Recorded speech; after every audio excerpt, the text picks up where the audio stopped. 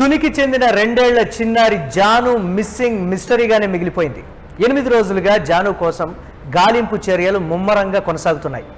SDRF, NDRF, పోలీసులు, forest అధికారులు రంగంలోకి దిగి విపరీతంగా గాలిస్తున్నప్పటికీ పాప ఆచూకీ మాత్రం దొరకడం లేదు.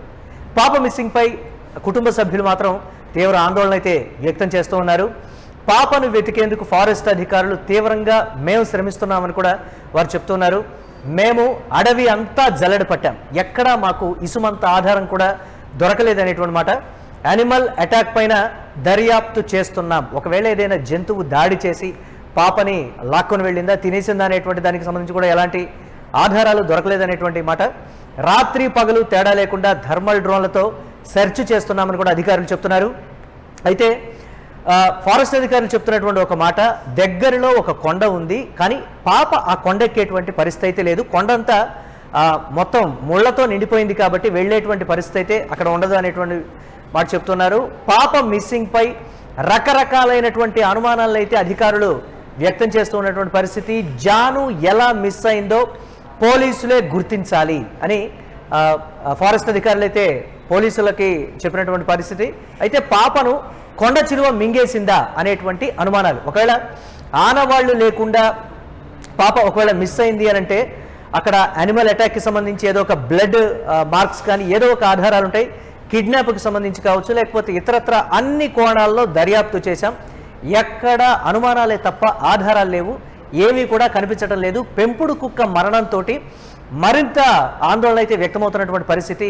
పాప మిస్ అయిన తర్వాత 3 రోజులకి పెంపుడు కుక్క తిరిగి వచ్చినటువంటి పరిస్థితి ఉంది. జీపీఎస్ ట్రాకర్ని పెట్టి మళ్ళీ ఆ కుక్కను పంపించినప్పటికీ కూడా కుక్క మొత్తం ఒక 8 కిలోమీటర్ల వరకు వెళ్ళి మళ్ళీ తిరిగి వచ్చి అనుమానాస్పద రీతిలో తిండి కూడా లేకుండా నీళ్లు కూడా తాగకుండా మరణించినటువంటి దానికి సంబంధించి కూడా ఎవరైనా అటాక్ చేశారా, లేకపోతే ఏదైనా మెడిసిన్ దానికి ఇచ్చారా అనేది కూడా ఒక అనుమానాలు అయితే వ్యక్తమవుతున్నాయి.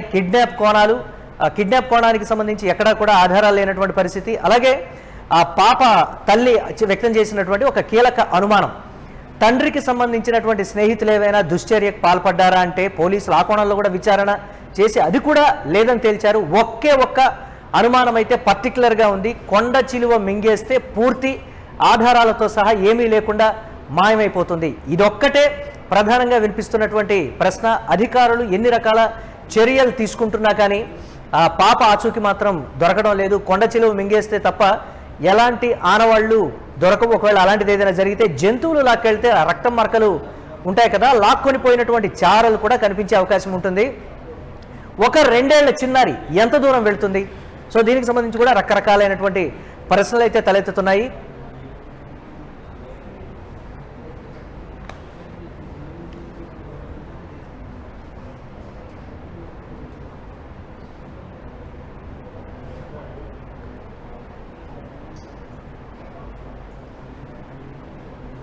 కాకినాడ జిల్లా సిహెచ్ అగ్రహారంలో జాహ్నవి మిస్సింగ్ కేసు రోజు రోజుకి కీలకంగా మారుతుంది. ముఖ్యంగా ఈ మిస్సింగ్ కేసులో కీలక పాత్ర పోషించిన ఫారెస్ట్ డిపార్ట్మెంట్. అసలు పాప విషయంలో ఎటువంటి చర్యలు తీసుకోబోతున్నారు, మొదటి నుండి కూడా ఎటువంటి చర్యలు తీసుకున్నారు ఏంటని డిపార్ట్మెంట్ వారు ఉన్నారు, వారిని అడిగి తెలుసుకున్నాం. సార్ నమస్తే సార్. సార్ ఈ నెల 26వ తారీఖున పాప మిస్ అయింది. అప్పటి నుండి కూడా మీరు ఫారెస్ట్ డిపార్ట్మెంట్ అంతా కూడా రాత్రి పగళ్ళు కూడా చాలా కష్టపడి పాప కోసం అయితే గాలించడం జరుగుతుంది. సార్ మొట్టమొదటి నుండి కూడా ఎటువంటి చర్యలు తీసుకున్నారు, ఇప్పుడు ప్రస్తుతం పరిస్థితి ఎలా ఉంది? మొదటి రోజు నుండి పాప మిస్ అయిందని ఇన్ఫర్మేషన్ వచ్చిన తర్వాత సెక్షన్ సిబ్బంది, సెక్షన్ ఆఫీసర్ గారు, బీటా ఆఫీసరు, వాచర్స్ వీళ్ళంతా కూడా పోలీసు వారితో సమానంగా చర్చించడం జరిగింది సార్. చర్చింగ్ జరిగింది ఇక్కడ. వారైతే పోలీస్ డిపార్ట్మెంట్ వారైతే ఈ తోటలో చర్చ చేసేవారు, మా డిపార్ట్మెంట్ వాళ్ళు అడవి జల్లెడ పట్టడం జరిగింది. అయితే మాకు ఏ విధమైనటువంటిది అమ్మాయి మిస్ అయినటువంటి దాఖలు కాని రాలేదు. తర్వాత నిన్న ఎస్పీ సారు శ్రీ పవన్ కళ్యాణ్ సార్తో ఏమని మాట్లాడారంటే ఇలా యానిమల్స్ అటాక్ అయినా జరిగి ఉండొచ్చేమో అన్న అనుమానంతో మాట్లాడారట. దాని నిమిత్తం ఏం చేశారంటే Shri deputy CM Pawan Kalyan sir మా డిఎఫ్ఓ సార్తో మా రాజమండ్రి సిసిఎఫ్ మేడం గారికి ఉత్తర్వులు జారీ చేశారు. ఎన్ఎస్టీఆర్ నుంచి, శ్రీశైలం నుంచి thermal drones team, Hanuman teams వచ్చాయి. దాంతోపాటు మా సెక్షన్ సిబ్బంది, మా రేంజ్ సిబ్బంది అందరూ ఇక్కడే ఉన్నాం. వారిని తీసుకొని రాత్రి 1 గంట ప్రాంతంలో వచ్చి ఈ థర్మల్ డ్రోన్ అనేది రాత్రులు పగలు కూడా పనిచేస్తుంది. దాన్ని తీసుకురావడం, రాత్రి 1 గంట నుంచి తెల్లవారు 5 గంటల వరకు కూడా డ్రోన్ ఎగరేసాం. ఏం కాని రాలా. దట్ డే అయిన తర్వాత ఈ చుట్టుపక్కల వాటర్ బాడీస్ ఉన్నాయి. ఈ వాటర్ బాడీస్కి ఈ అడవిలోంచి ఏమైనా జంతువులు వచ్చి వాటర్ తాగి పైకి వెళ్ళేటప్పుడు ఈ పాప ఏమైనా ఎదురైందా, ఏమైనా అటాక్ చేసిందన్న అనుమానం కోణంలో దర్యాప్తు చేయమని మా అధికారులు ఉత్తర్వులు ఇవ్వడంతో మళ్ళీ ఉదయం లేచి మళ్ళీ రావడం జరిగింది సార్. దాని నిమిత్తమే ఈ డ్రోన్తో వర్క్ చేస్తున్నాం. దాన్ని మా సిబ్బంది అందరం కూడా గాలిస్తున్నాం. ఏమైనా కనబడితే ఇమీడియట్లీగా లోకల్ పోలీస్ డిపార్ట్మెంట్ వారికి, అలాగే మా ఉన్నతాధికారులకి, మీడియా మిత్రులకి అందరికీ కూడా సమాచారం అయితే ఇవ్వడం జరుగుతుంది సార్. సార్ ముఖ్యంగా చూసుకుంటే మీరు మొత్తం అంటే ఈ నెల 6వ తారీఖున ఎప్పుడైతే మిస్ అయిందో అప్పటి నుండి కూడా గాలింపు చర్యలు చేపట్టారు సార్. మొత్తం ఫారెస్ట్ అంతా కూడా ఈ తోట ఏదైతే ఉంది ఇది ఆ కొండ ప్రాంత ఏరియా కూడా అంతా సెర్చ్ చేశారు. ఎక్కడైనా అంటే ఏ కంచింగుల దగ్గర కానీ ఎక్కడైనా ఏ ముళ్ళ తప్పుల్లో కానీ ఎక్కడైనా పాపకు సంబంధించిన ఏదైనా చిన్న ఆధారమైనా లభించిందా సార్? ఎక్కడైనా ఏమైనా కనిపించిందా జుట్టు కానీ మాకైతే కనిపించలేదు కానీ సార్, పోలీస్ డిపార్ట్మెంట్ వారు ఐడెంటిఫై చేశారట. వారు ఐడెంటిఫై చేసి ఆల్రెడీ పేపర్కి ఇవ్వడం జరిగింది, న్యూస్కి ఇవ్వడం కూడా జరిగింది. మేమైతే అడవిలో ఇది చేసాం కాబట్టి అడవిలో మాకైతే ఏం కనిపించలేదు సార్. మాకైతే అడవిలో ఏం కనిపించలేదు. ఇది కంచె అనేది ఏంటంటే ఈ పొలానికి మా అడవికి మధ్యలో వేసుకున్నారు వీళ్ళు. దాంట్లో వాళ్ళు కనిపించాయని చెప్పారు. మాకైతే ఏ విధంగా ఏమీ కనిపించలేదు.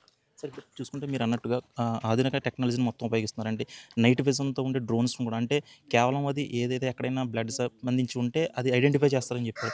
అటువంటి ఆధునిక టెక్నాలజీ అంటే ఇప్పుడు నిన్న already deputy CM Pawan Kalyan కూడా కొన్ని ఆదేశాలు అయితే జారీ చేశారు. బృందాలను పెంచండి, కొంచెం త్వరిగతిన దీన్ని కొంచెం ఛేదించేలా చూడండి అని చెప్పేసి అన్నారు. అంటే కొంతమంది ఏమంటారు ప్రమాదం జరిగి ఉండొచ్చు, లేకపోతే కొంతమంది ఏమైనా కిడ్నాప్ అయ్యి ఉండొచ్చు అంటున్నారు. మరి ఏ కోణంలో చూడవచ్చు? అదేవిధంగా ఎటువంటి ఆధునిక టెక్నాలజీ అని ఉపయోగిస్తే సార్ మాకు తెలిసిన నాలెడ్జ్ ప్రకారంగా మేము అడవుల్లో తిరుగుతాం, కొండలు ఎక్కుతూ ఉంటాం కాబట్టి ఈ తోట నేను గతంలో సర్వే చేశాను సార్. ఎందుకంటే ఈ పొలానికి మా అడవికి మధ్యలో హద్దుకి నేను సర్వే చేశాను మా బీట్ ఆఫీసర్ని పెట్టుకుని. ఆ కంచి దాటి జస్ట్ 50 మీటర్ల కొండ ఎక్కలేకపోయాం సార్. హిల్ ఇలా ఉంటుంది స్లోప్. అలాంటిది ఈ పాప 2.5 సంవత్సరాలు పాప, నాకు తెలుసుండి ఈ ఇంటి దగ్గర నుంచి కనీసం ఒక 200 మీటర్లు కూడా ఇల్లు ఉండదు మా ఊహ. అలాంటిది ఈ కొండ ఎక్కిందంటే మేము నమ్మలేకుండా ఉన్నాం. ఎందుకంటే ఈ కొండ అంతా కూడా ముళ్ళ కంపతో కూడుకుని ఉంటుంది అనమాట. దారే దొరకదు మాకు. పైన మేము వెళ్ళి సర్వే పాయింట్ పడింది, అక్కడ సర్వే చేయాలి.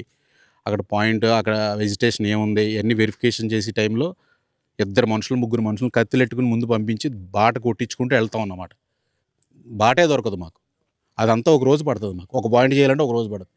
అలాంటిది చిన్న పాప, ఈ పాప ఈ కొండ ఎక్కేసింది, మిస్ అయిందని అంటే కరెక్ట్ కదా. అయినా కూడా ఆ కోణంలో కూడా దర్యాప్తు చేస్తూ ఉన్నాం.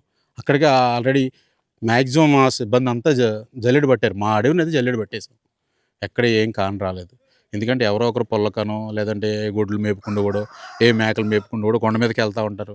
దిగి వచ్చిన తర్వాత మేము వాళ్ళని ఎంక్వైరీ చేస్తూ ఉంటాం. పైన ఏమన్నా కనిపించినాయా, లేదంటే ఎవరైనా ఏమైనా అక్రమ నరుకులు నరుగుతున్నారా, లేదా ఎవరైనా పోడులు చేస్తున్నారా, ఎవరైనా బట్టీలు పెట్టారా, లేదా మేము వేసిన మొక్కలు ఉన్నాయా, చచ్చిపోయినాయా ఏంటనేది మేము గ్రామాల్లో తిరుగుతూ ఉంటాం. నిత్యం ఎంక్వైరీ చేస్తూ ఉంటాం. మాకు ఇన్ఫార్మర్స్ ఉంటారు. నాకు తెలిసి అయితే పాప కొండ వరకు కూడా ఇల్లు ఉండదని మా అంచనా. సరే ఎంత విస్తీర్ణంలో వచ్చి ఈ ఫామ్ ఆయిల్ తోట ఎంత విస్తీర్ణంలో ఉందండి ఇది? ఈ పామ్ ఆయిల్ తోట వచ్చేసి 40 నుంచి 50 ఎకరాల పైన ఉందంటున్నారు. మాదైతే 1500 హెక్టార్లు పైన ఉంటుంది మా అడవి. అందులో అంత తుప్పడివే, రేగు కంపే మొత్తం అడవి అంతా. మేము తిరిగి ఉన్నాం ఈ కొండలన్నీ.